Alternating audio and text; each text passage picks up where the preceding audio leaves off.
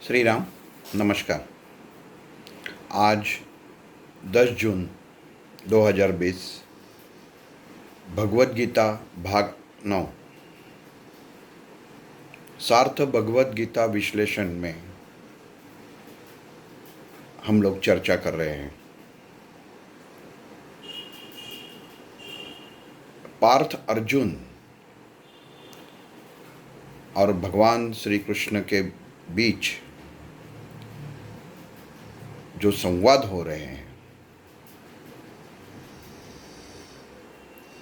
उसका विश्लेषण करने की चेष्टा मैं कर रहा हूँ।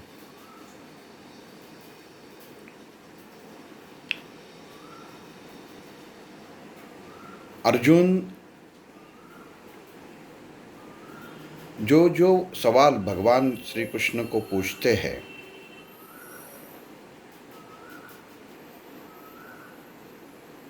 उसका भगवान श्री कृष्ण उस सवाल के हिसाब से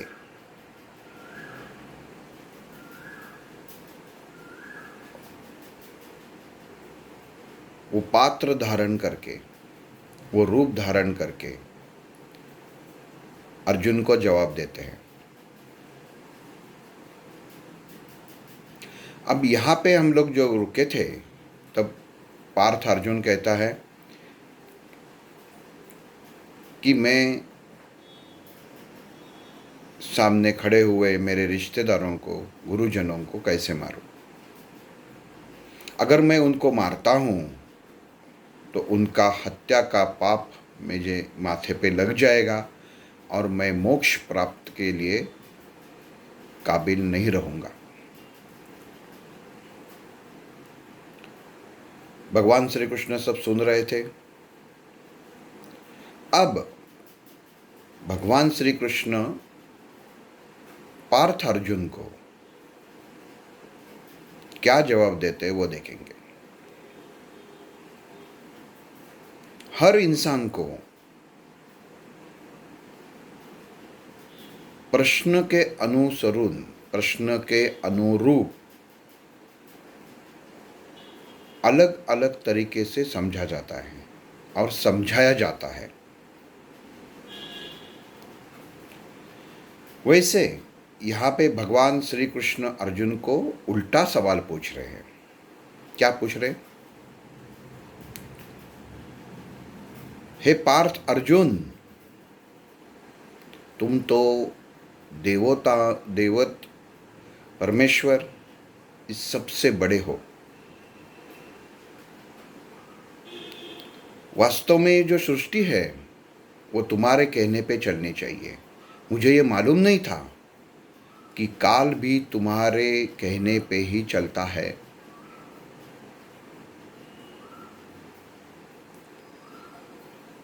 अर्जुन श्री कृष्ण को पूछता है कि आप तुम ऐसा क्यों कह रहे हो?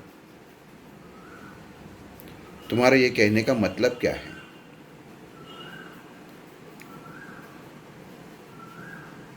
तो भगवान श्री कृष्ण कहते हैं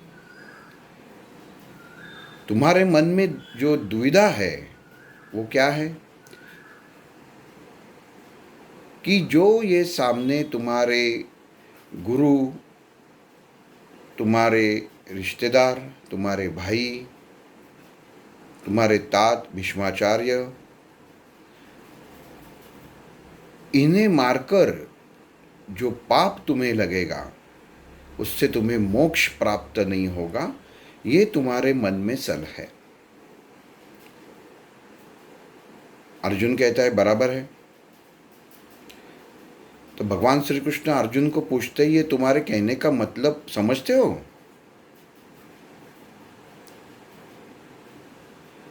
इसका मतलब यह है पार्थ कि तुम जानते हो कि तुम इन्हें मार सकते हो। तुम्हें मालूम नहीं? भीष्माचार्य जी को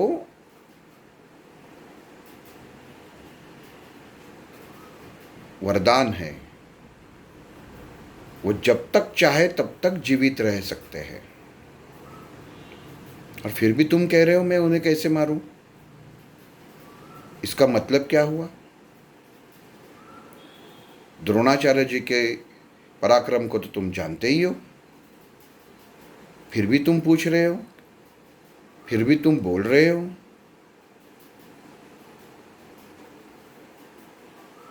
कि मैं इन्हें मार के इनके मरने का पाप मेरे सर पे नहीं ले सकता। इसका मतलब है पार्थ, काल भी तुम्हारे सामने झुक गया क्या? ये तुम कैसे कह सकते हो कि तुम उन्हें मारोगे या वो तुमको मारोगे? अगर ये गलत है तो तुमने कहा कैसे? अर्जुन सोच में पड़ गया कि ये मेरा दोस्त श्री कृष्ण कह रहा है, ये मेरा सारथी श्री कृष्ण कह रहा है, वो सही है।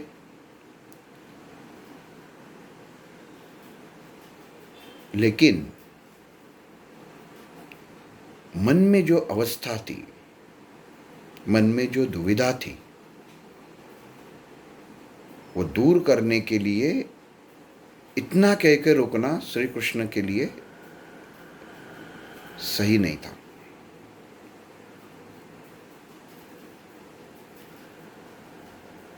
उसे वो जानता था, श्री कृष्ण जानता था कि इस समय अर्जुन की मन की अवस्था क्या है।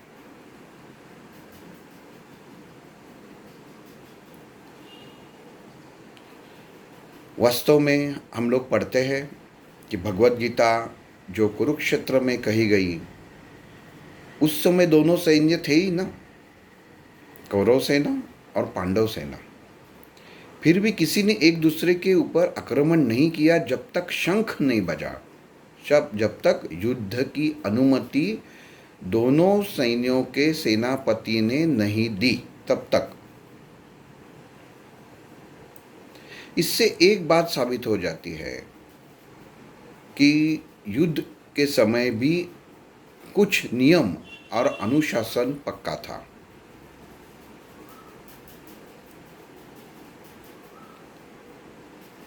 अब यहाँ पे अर्जुन के मन में जो प्रश्न थे,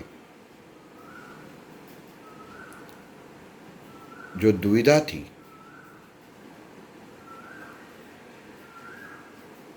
उसे भगवान श्री कृष्ण कैसे छुड़ाते हैं, देखते हैं। एक तो भगवान श्री कृष्ण ने बता दिया कि तुम तो भगवान ही हो, हे अर्जुन तुम भगवान हो, क्योंकि तुम जानते हो कि आप इन्हें मार सकते हो। ये काल ने भी नहीं बताया, लेकिन तुम बता रहे हो।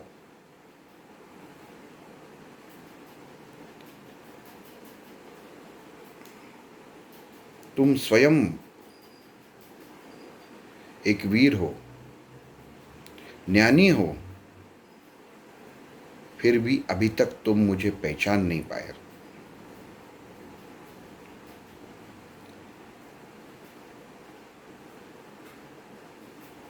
अब यहाँ पे भगवान श्री कृष्ण ने उनकी भूमिका बदल दी।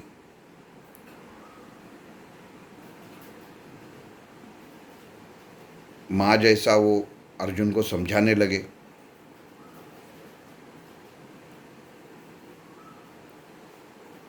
क्योंकि कुछ शक्तियाँ, कुछ चीज़ें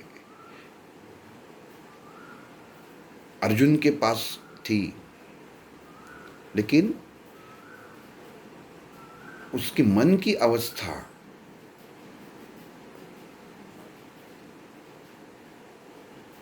उसे सोचने पे मजबूर नहीं करने देती थी। सोच नहीं पा रहा था वो।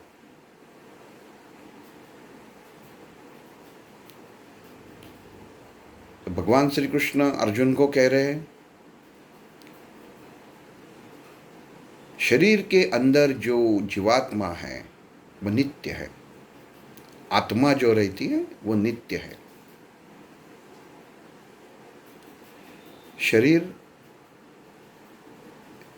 ये आज नहीं तो कल खत्म होने वाली चीज है। और आत्मा आत्मा गतिशील है, नित्य है, और शरीर अनित्य है। नित्य चीज़ें रहती ही है और अनित्य चीज़ें खत्म हो जाती है। मनुष्य के शरीर में जो आत्मा स्थित रहता है,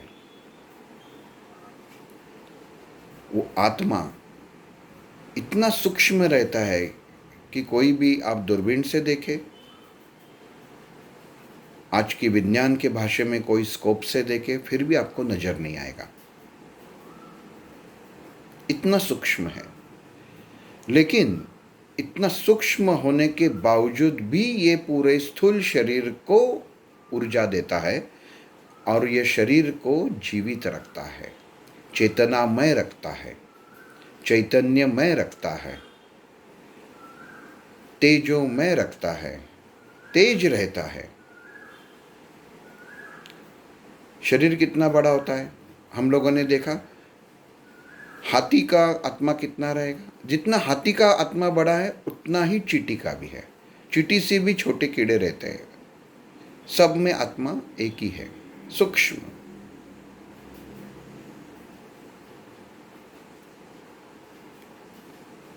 तो ये जो आत्मा है पार्थ, उसे तुम मार नहीं सकते, कोई भी शस्त्र इसे मार नहीं सकता।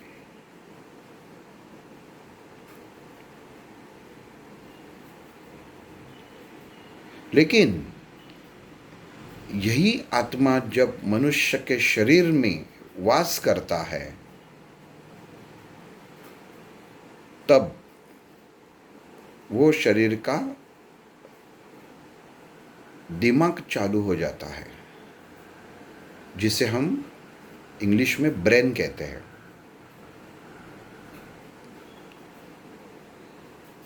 अब कोई जिंदगी में सभी होशियार नहीं रहते, कोई पागल भी रहते हैं, कोई बचपन से जिनको समझ में ही नहीं आता, वो कर्मों के हिसाब से वैसा रहते हैं। लेकिन जैसा बोलते हैं ना कि घर में अगर आप घर कितना भी बड़ा हो, अच्छा सजाया हो, बहुत सारे अपने दिए जलाए हो, अलग अलग प्रकार के झुंबर लगाए हो, लेकिन अगर उसके अंदर बिजली नहीं है तो जलेंगे नहीं। और अगर आपको किसी ने बोला ये बिजली दिखाओ मुझे, आप बोल रहे तो मैं मान लेता हूँ कि बिजली है, लेकिन मुझे दिखाइए बिजली कहाँ पे है। ये तार से जो बिजली, आप बोलेंगे ये तार से बिजली जाती है, आप इसको हाथ लगाओ, आपको झटका बैठेगा तो पता चलेगा। वो बोलेगा मुझे झटका बैठेगा, लेकिन बिजली दिखाई नहीं दे रही है, आंखों को दिखाई नहीं दे रही है। आत्मा वैसा ही है, आत्मा रहता है, आत्मा है, इसकी पहचान है कि आप जीवित हो। जिस दिन आदमी मर जाता है, ये देह निस्तेज हो जाता है, उस समय ये समझना आत्मा ने वो शरीर छोड़ दिया। जो चेतना अवस्था हो जाती रहती है आदमी की, वो अचेतन अवस्था निर्माण हो जाती है वो देह के अंदर। शरीर बाद में सड़ने लगता है।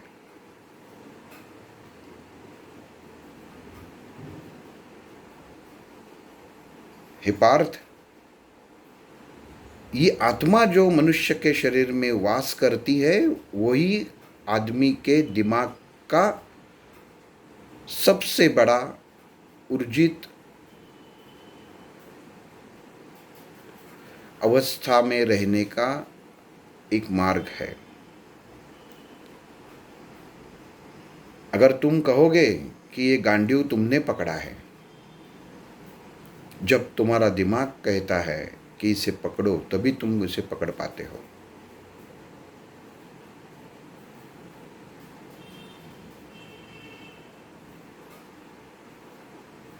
अगर तुम्हारे सोच में, अगर तुम्हारे विचार से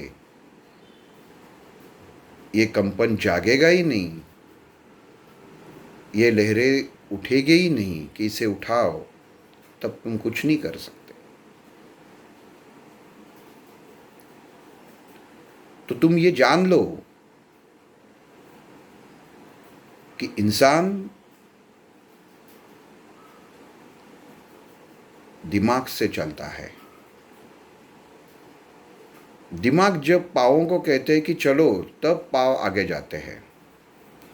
जब दिमाग पाँव को कहता है रुको, तो पाँव रुक जाते हैं।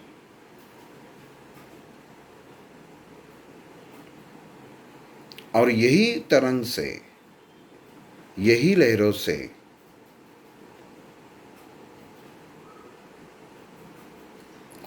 कुछ शब्द ऐसे हैं कि जिसे हम लोग मन कहते हैं।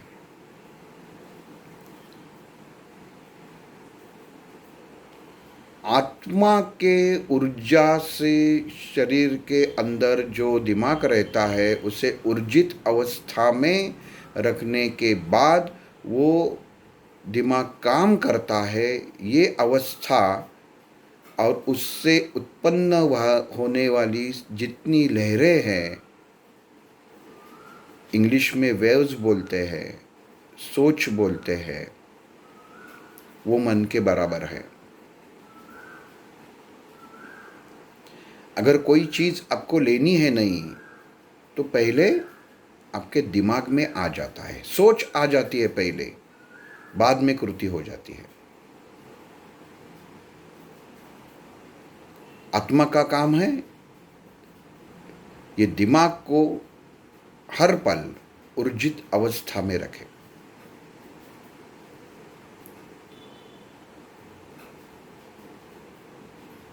और ये पार्थ अर्जुन, तू ये भी समझ ले कि अगर आत्मा से उत्पन्न होने वाली ऊर्जा दिमाग को चलाती है, तो वो दिमाग तक सीमित नहीं रहती, क्योंकि इंसान के सब इंद्रियों के लिए जो ऊर्जा लगती है, वो ये दिमाग से आ जाती है। आज के साइंस के ज़माने में आत्मा को अगर हम इलेक्ट्रिसिटी मानेंगे, तो दिमाग को, ब्रेन को CPU, कंट्रोल प्रोसेसिंग यूनिट, ये बोलेंगे कि जहाँ से सब नियंत्रण हो जाता है। जब आप घर में टीवी चलाते हो, रिमोट कंट्रोल से बटन दबाते हो,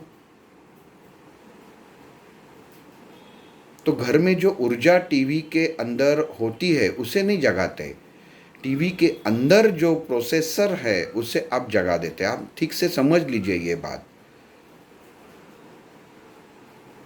आप कमांड किसको देते हैं, आप संदेश किसको देते हैं, और कौन काम करता है, वैसा ही काम मनुष्य का शरीर करता है। और ये भगवान श्री कृष्ण उस समय पार्थ अर्जुन को भगवत गीता में समझा रहे हैं। क्यों समझा रहे हैं? क्योंकि एक ही सवाल अर्जुन के मन में, इन्हें मारकर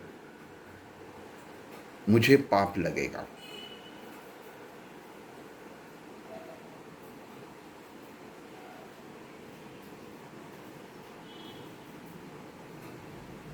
शरीर के जितने इंद्रिय हैं, वो सब दिमाग से चलते हैं। हम लोग देखते हैं कि आजकल कोई हॉस्पिटल्स में कभी कभी बाहर दुर्घटना हो जाती है वाहन की, और आदमी को जब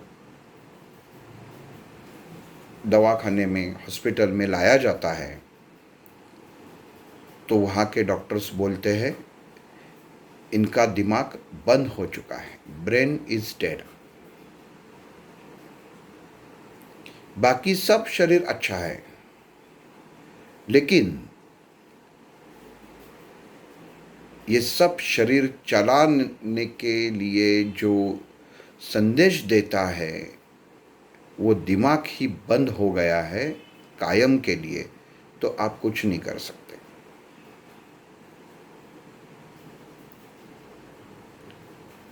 आत्मा है, हमारे घर तक गवर्नमेंट का, सरकार का बिजली का कनेक्शन आया हुआ है, अपन इसे हम लोग आत्मा समझते हैं। हमारा घर है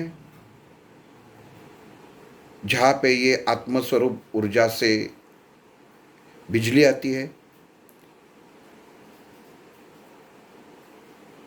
तो उसे हम लोग शरीर समझते हैं। जैसे ही घर के अंदर बिजली आती है तो घर के दिए रोशन हो जाते हैं, लेकिन बीच में एक फ्यूज रहता है। हिंदी में, मराठी में उसको वितल तार कहते हैं। फ्यूज समझने के लिए सही शब्द है। अगर वो निकाल दे,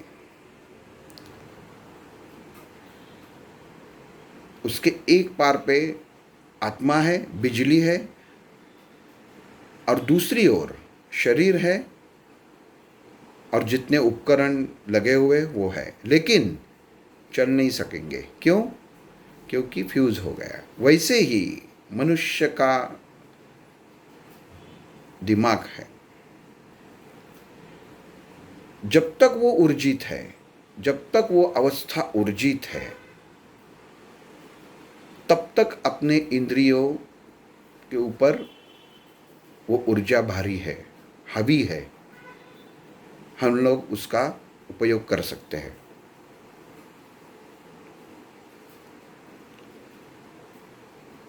भगवान श्री कृष्ण ने अर्जुन को ये इसके लिए कहा कि अर्जुन के मन में जो शंका है कि मैं कैसे मारूं, और अर्जुन को मन में ये जो शंका उपस्थित हुई है, वो भगवान श्री कृष्ण बता रहे हैं कि तुम शरीर को मार सकते हो, आत्मा को नहीं मार सकते।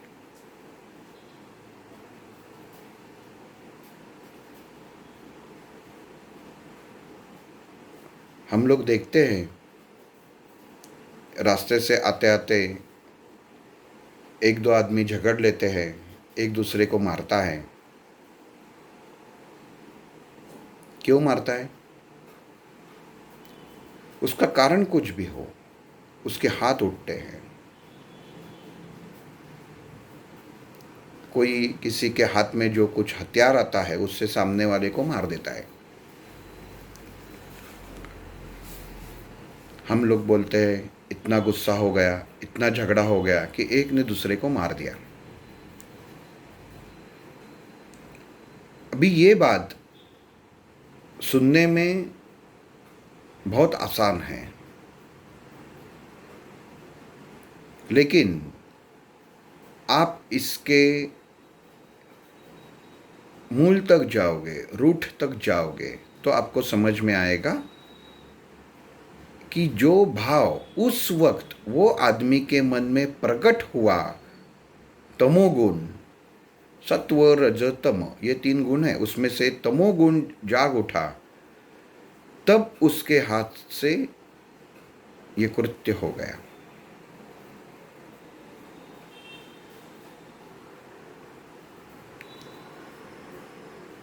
आप बोलेंगे ये आप कह रहे हैं कि दिमाग ने उनको बता दिया कि भाई ये मार रहा है, तुम उसको मार दो। लेकिन यही दिमाग में सोच, समझ, अकल, इसके भी तरंग जाग जाते हैं, उभरते हैं ये तरंग। उसमें सबसे बड़ा है संयम। जिस वक्त आदमी संयम खो देता है, उसके हाथ से गलती हो ही जाती है।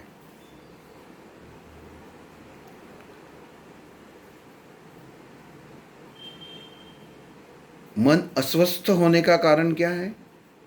संयम खोना। शरीर खराब होने का कारण क्या है? संयम खोना। जी घबरा जाता है, इसका कारण क्या है? संयम खोना।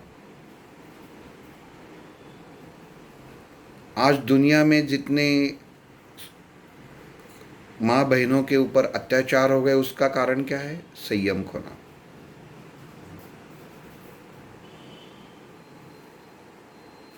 सोच, संस्कार,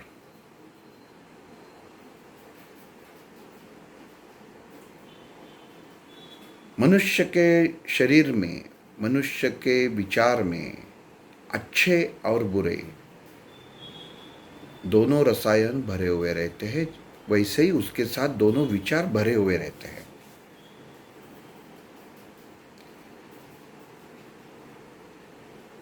समय अनुसार आपको किसका इस्तेमाल करना है वो आपको समझ में आना चाहिए।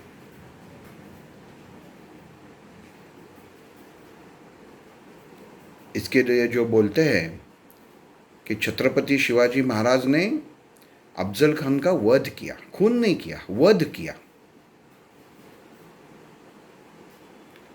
उस वक्त अगर उनके मन में सात्विक गुण जागृत हो जाता तो वो खुद मर जाते, धर्म स्थापना, स्वराज्य स्थापना जगह पे ही रह जाती।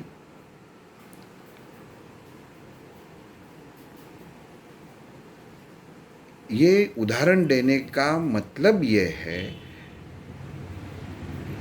कि कौन से समय पे कौन सा विचार मन में जागृत होता है और वो सही है या गलत, इसका ज्ञान आपको होना बहुत जरूरी है। अगर आप पहलवान हैं और सबको मारते फिर रहे हैं तो ये गलत बात है। और अगर आप पहलवान हैं और किसी निर्बल के ऊपर अत्याचार हो रहे हैं और आप जाके उसको, सामने वाले को मार रहे हैं, तो ये सही बात है। कृति क्या है, प्रसंग क्या है, वो हिसाब से दिमाग चलता है।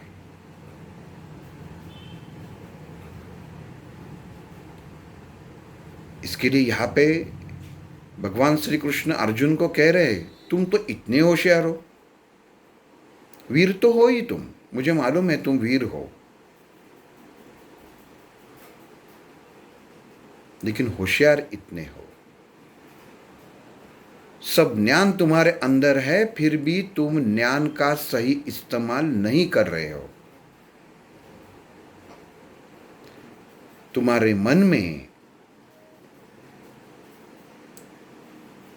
जो ये तरंग लहरें जाग रही है कि तुम गलती कर रहे हो, पाप कर रहे हो, वो इसके लिए है कि तुम्हारी सोच अच्छा क्या, बुरा क्या, सही क्या, गलत क्या, ये इस वक्त सोच नहीं रही है।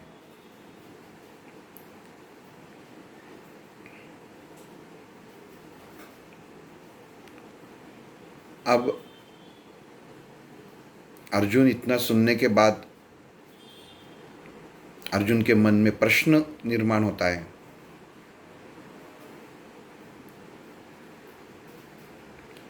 कि आज तक मैं जिसे समझता था दोस्त, मेरे बीवी का भाई, बुआ का बेटा, लेकिन ये कुछ अलग है।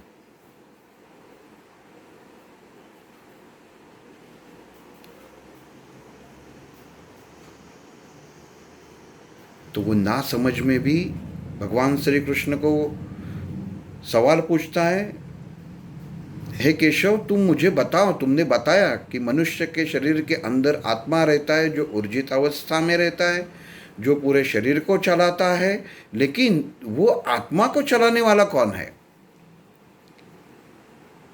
कोई तो होगा कि जो आत्मा को भी चलाता है। बस हंस के भगवान श्री कृष्ण बोलते हैं, इसे चलाने वाला तो मैं ही हूं। ये आत्मा ही परमात्मा का एक अंश है। हर इंसान के शरीर के अंदर भगवान बसा हुआ रहता है। ये इसके लिए बोलते हैं क्योंकि शरीर में होने वाला, शरीर में रहने वाला जो जीवात्मा है, आत्मा है, वो परमात्मा का ही एक अंश है, परमात्मा का ही स्वरूप है। इसके लिए भगवान ढूंढने के लिए बाहर जाने का जरूरत नहीं है। आपके अंदर ही भगवान है, उसे ढूंढो। वो है ही, वो है, इसके लिए आप जीवित है।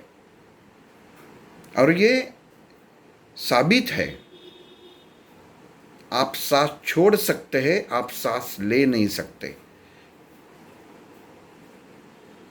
क्योंकि जिस दिन आपके अंदर बैठे हुए भगवान ने सांस लेना बंद कर दिया तो आप सांस छोड़ नहीं सकते। इसके लिए सब लोगों ने ये मानना जरूरी पहला है कि आपके अंदर परमात्मा बैठा हुआ है, बसा हुआ है।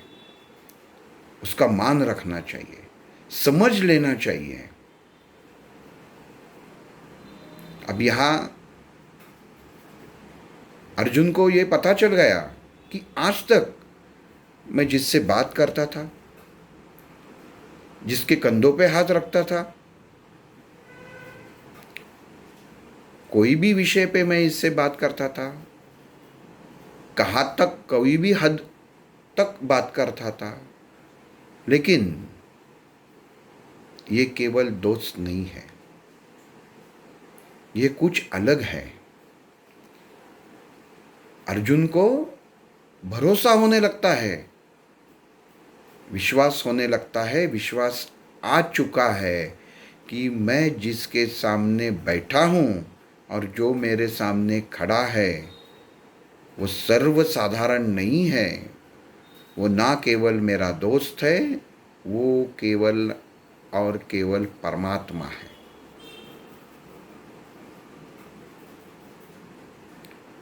क्योंकि ये ज्ञान, ये समझ, ये अपनापन उसके सिवा कोई दे नहीं सकता।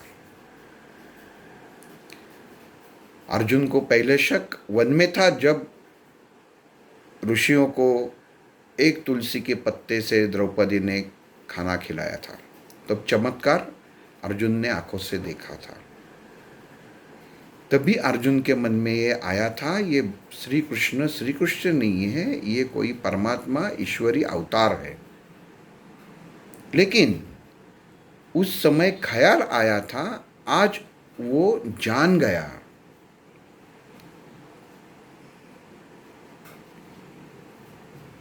और वो क्या कहता है श्री कृष्ण को,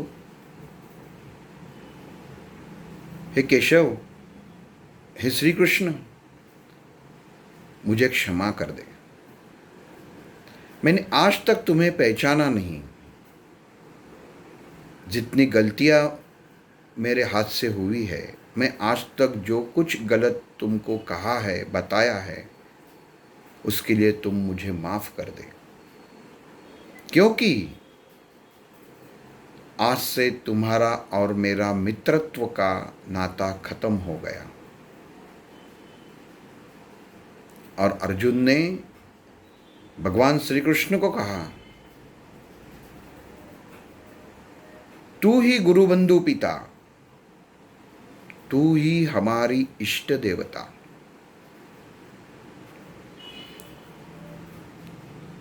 हे केशव, आज से तुम हमारे मित्र नहीं, आज से हम पांडवों के तुम बड़े भाई हो, जो पिता समान हो और हमारे गुरु हो। आज से तुम जो कहोगे वही होगा। तूची गुरु बंधु पिता, और तुम ही इष्ट देवता। आज तक हम लोग, मैं जिन भगवान को मानता था, पूजा करता था, वो आज से बंद। आज से मेरा भगवान आप ही हो। हमारे कुल की जितनी देवता है वो है केशव, तुम ही हो। इसे कहना नहीं कहते, इसे समर्पण कहते हैं। समर्पण भाव है ये। जैसा ही भाव बदल जाता है वैसा ही रिश्ता बदल जाता है। अब यहां से भगवान श्री कृष्ण अर्जुन को जो उपदेश करते हैं वो एक गुरु के नाते करने वाले हैं। इससे आगे भी जो समझाएंगे वो गुरु के नाते समझाएंगे। जितने विषय हम लोगों ने अभी तक देखे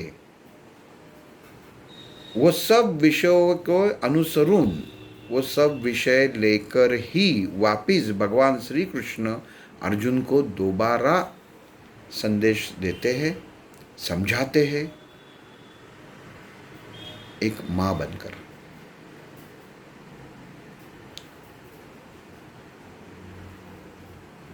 महर्षि व्यास ने अर्जुन की ये जो मानसिक स्थिति महाभारत में रची है, बस हम लोगों को पढ़ने के लिए नहीं है। ये सर्वसामान्य मनुष्य के जीवन की स्थिति है जो हमें समझनी है और वो समझ के आगे जाना है। मनुष्य के जीवन में रोज वो भगवत गीता ही जीता है। मनुष्य का जीवन एक रणांगण ही है, कुरुक्षेत्र ही है। लेकिन उसमें कैसे जीना है, कौन से भूमिका से जीना है, कौन से समय पे कौन सा भाव प्रकट होना चाहिए, ये हम लोगों को समझने वाला है। अगर ये हम लोगों को समझता नहीं है, हम इसका आकलन नहीं करेंगे तो अपना जीवन व्यर्थ है। मनुष्य के मन में उत्पन्न होने वाली शंका, इच्छाएं, आकांक्षाएं, ये मन में जो इच्छा प्रकट हो जाती है, लहरें प्रकट हो जाती है, वो दिमाग तक जाती है और दिमाग ही उसके ऊपर आपको बता देता है कि क्या सही है क्या गलत है। ये वैशिष्ट्य है दिमाग का। खाली अच्छा नहीं बताता, बुरा क्या है और अच्छा क्या है दोनों बताता है।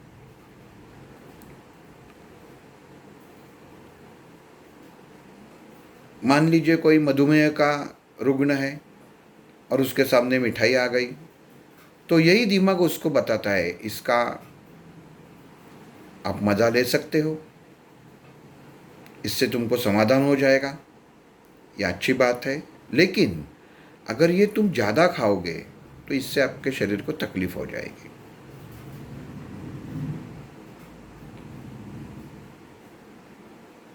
कहने का मतलब क्या है कि विचार, मनुष्य के मन में उत्पन्न होने वाला हर विचार अच्छा और बुरा दोनों पैदा होते हैं। हम किसके साथ चलते हैं वो ज़्यादा महत्वपूर्ण है। लेकिन हम भी अर्जुन की तरह सर्वसामान्य हैं, तुरंत पता नहीं चलेगा। इसके लिए मुझे लगता है कि महर्षि व्यास ने ये अर्जुन का किरदार खड़ा किया हुआ है इस भगवत गीता के लिए, सवालों के साथ।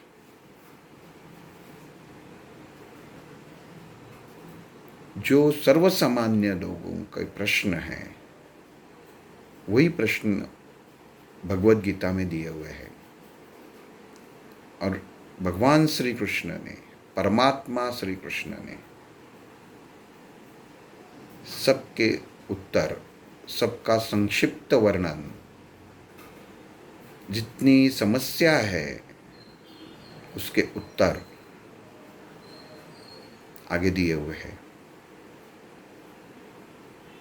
तो कल अर्जुन और भगवान श्री कृष्ण, नर और नारायण, ये दोनों के बीच में क्या संभाषण होता है, क्या संवाद होता है, वो देखेंगे ही। लेकिन इस समय और एक घटना हो जाती है। यहाँ पे धृतराष्ट्र संजय को पूछता है कि ऐसा क्या है कि ये श्री कृष्ण अर्जुन को बता रहा है और युद्ध आरंभ नहीं हो रहा है।